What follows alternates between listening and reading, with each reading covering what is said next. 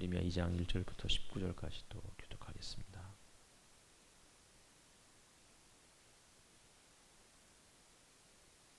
오늘은 성경 본문이 다 길어서 좀 2장 1절부터 예레미야 2장 1절부터 19절까지입니다. 교독하겠습니다. 주님께서 또 나에게 말씀하셨다.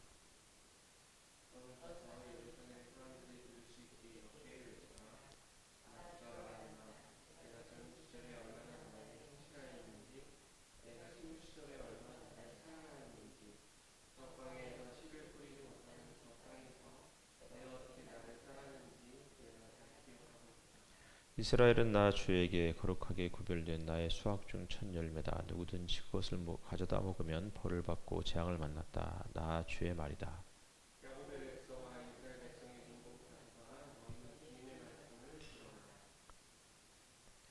나 주가 말한다. 너희의 조상이 나에게서 무슨 허물을 발견하기에 나에게서 멀리 떠나가서 헛된 우상을 쫓아다니며 자신들도 허무하게 되었느냐.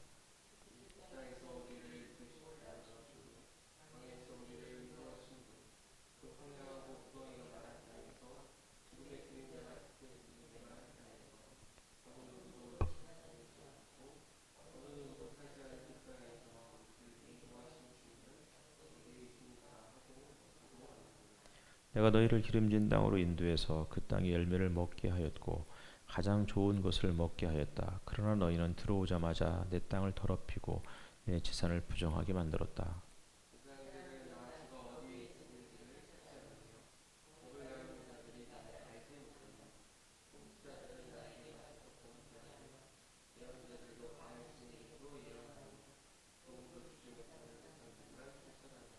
그러므로 내가 너희를 다시 법대로 처리하겠다. 나 주의 말이다. 내가 너희 자손의 자손들을 법대로 처리하겠다.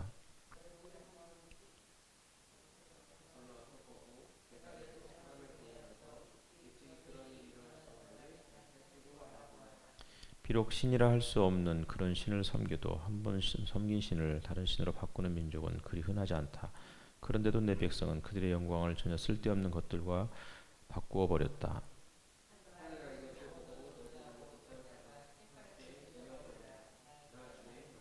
참으로 나의 백성이 두 가지 악을 저질렀다. 하나는 생수의 근원인 나를 버린 것이고 또 하나는 전혀 물이 고이지 않는 물이 새는 웅덩이를 파서 그것을 샘으로 삼는 것이다.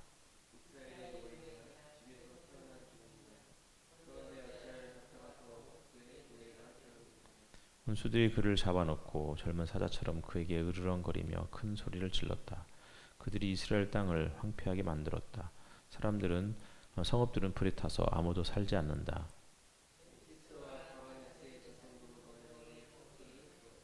주 너의 하나님이 길을 인도하여 주는데도 내가 주를 버리고 떠났으니 너 스스로 이런 재앙을 자청한 것이 아니냐.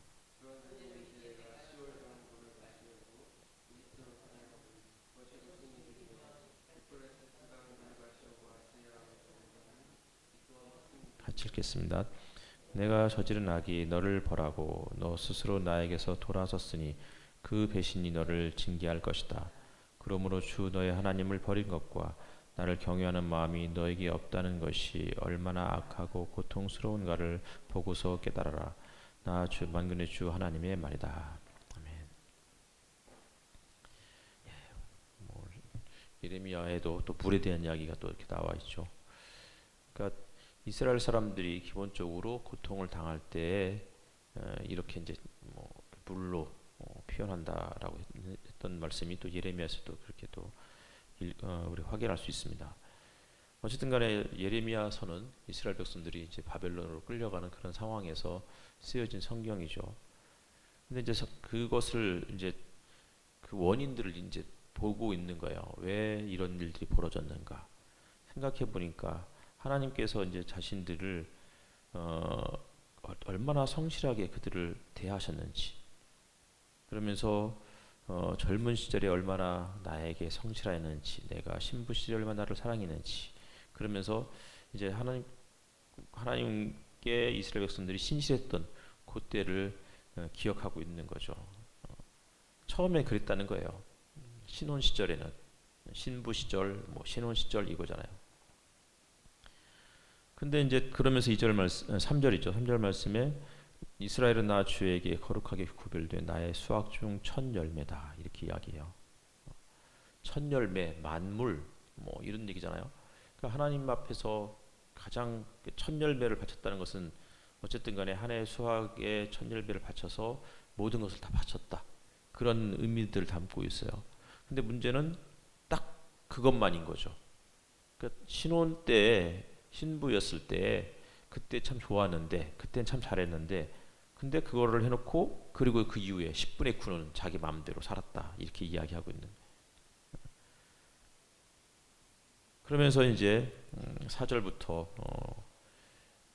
이제 하나님께서 그들이 어떤 죄를 저질렀는지 이런 것들을 쭉 이야기하는데 궁극적으로 한마디로 이야기하면 헛된 우상을 따라다녔다는 거예요. 헛된 우상이 여기서 이제 우상이라고 표현했지만 우리가 여러 번 말씀드렸듯이 그 우상은 실질적으로 돈과 권력 혹은 뭐 그 정욕 이 모든 것들을 이제 사람의 마음, 우리의 마음을 빼앗아가는 모든 것들이 다 우상인 거예요. 이런 것들을 따라다녔다. 그래서 허무하게 되었다. 이렇게 이야기하고 있는 거예요. 허무하게 되었다. 공허해졌다는 거예요. 처음에 그 창세기 말씀을 계속 드려서 좀 그렇긴 하지만 땅이 공허하고 혼돈하며 이렇게 되어 있잖아요. 창세기 1장에서 이제 세상을 창조하셨고 그 다음에 이제 어떻게 해요? 바로 이어지는 맨 마지막에 그 부분들이 그때는 땅에 비도 내리지 않고 그래서 초목도 자라지 않았다 이렇게 되어 있어요. 그러니까 땅에 비가 내리지 않고 공허해진 거야. 공허하다는 것은 진짜 진공 상태란 뜻이 아니에요. 비가 내리지 않고 그래서 그곳에서 초목이 무성해지지 않기 때문에 어떻게 먹을 것이 없는 광야와 같은 상태를 말하는 거예요. 그러니까 땅이 공허해 있고 그런 상황에서 어떻게 해요?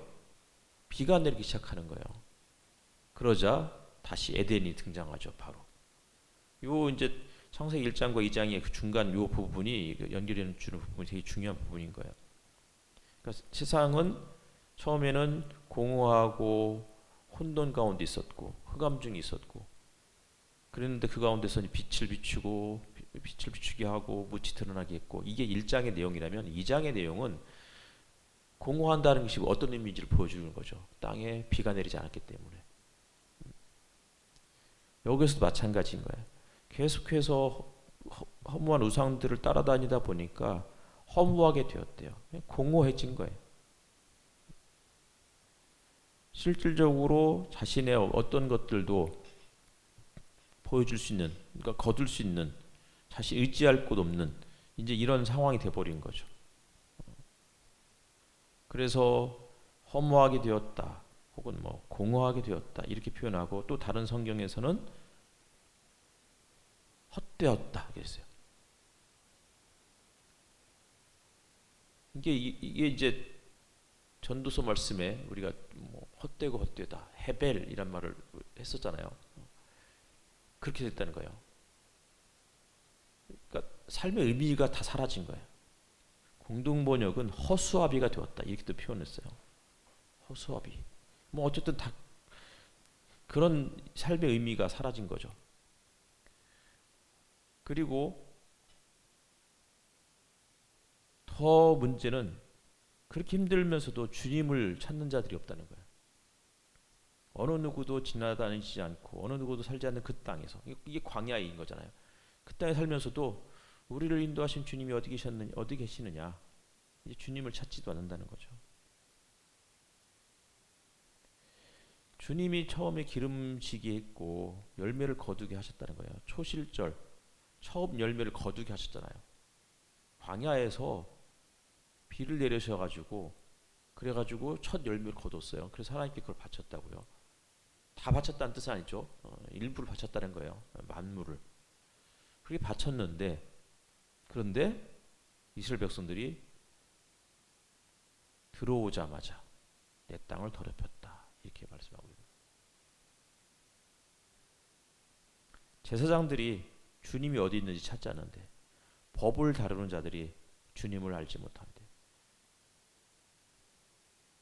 법을 아는 사람들이 법을 다루는 사람들이 주님을 알지 못한다. 이 말이 뭐겠어요? 주님이 의와 공도의 하나님이신 거잖아요.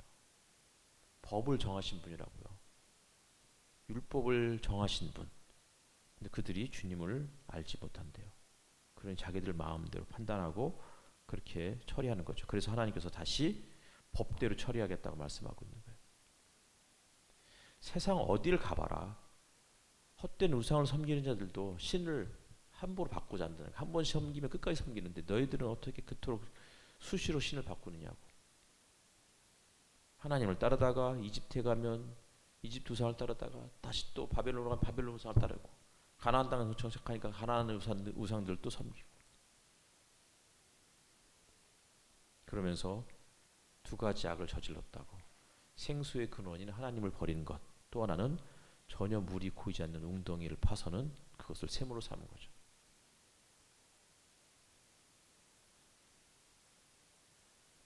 그러면서 이스라엘이 누구냐고. 왜 이렇게 끌려가느냐고. 왜 이렇게 황폐해졌느냐고. 통탄하고 있는 거예요. 그리고 다시 19절로 가면 그러므로 주 너의 하나님을 버리는 것과 나를 경외하는 마음이 너에게 없다는 것이 얼마나 악하고 고통스러운가를 보고서 깨달아라. 그러면서 하나님이 그들을 바벨론으로 끌려가게 하셨다라고 이렇게 이야기하고 있는 겁니다. 시편 69편과 예레미야 2장을 정리하면 우리의 기도는 좀 정직했으면 좋겠어요. 기도는 하소연인 거예요. 근데 우리가 너무 오랜 세월 동안 우리를 억압했어요. 신앙의 이름으로 그래야 그게 경건하다고 생각했던 거죠. 근데 너무 오랜 세월 동안 그렇게 하다 보니까 자꾸 이제 문제 원인이 모든 걸 나에게서 찾아. 물론 나에게도 분명히 문제 원인이 있어요. 근데 세상이 이렇게 된 게 내가 물론 일정 부분 책임도 있지만 그러나 훨씬 나보다 힘이 많은 사람들이 잘못했기 때문에 이런 일들이 터진 거야. 그럼 그것들에 대해서 말할 수 있는 용기가 필요해. 근데 우리는 그런 것들을 해서는 안 된다라고 배워오니까 그런 것에서 눈과 귀를 다 가리고 막아버렸어요. 그러니까 대충 기도할 때 그냥 내 탓이요, 내 탓이요. 그런 부분들도 분명히 필요하지만 우리의 기도는 명확하게 이걸 파악할 수 있는 그게 법대로 처리하는 거예요. 하나님도 지금 법대로 처리하겠다고 하시잖아요.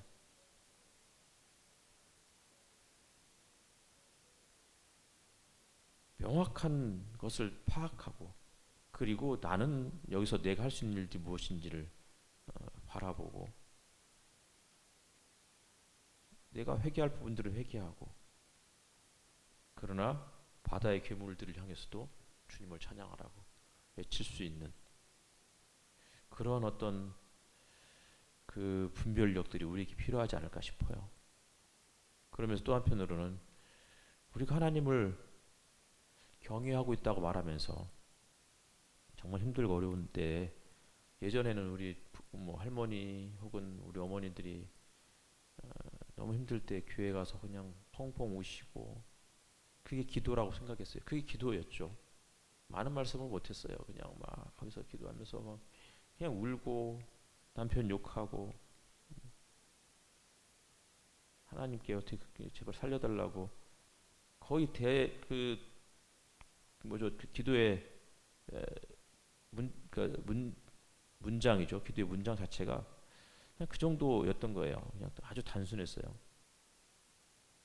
지금은 기도를 우리가 너무 세련되게 하려고 하다 보니까 우리의 속마음을 털어놓는 이런 것들이 익숙해지지 않았고 어색해져 버렸어요. 어색해지니까 어떻게 해요? 이제는 기도하는 방법을 잃어버렸어요. 그래서 기도가 힘들어졌어요. 그냥 앉아서 그냥 앉아있는 자체 눈을 감고 조용히 내 속마음을 다 그냥 주절주절 표현하는 방법들을 잃어버린 거예요. 그러니까 또 어디를 찾아가요? 다른 데를 찾아가는 거 자꾸만. 기도를 하면서 우리 속마음을 터놓는 방법들을 다시 회복했으면 좋겠다라는 생각이 들더라고요. 주님을 찾아야 되는데, 근데 주님을 찾지도 않는구나. 주님을 경외하는 마음이 사라졌구나. 그런 것들을 좀 기억하면서 이 시간 잠시 같이 또 기도 드렸으면 좋겠습니다.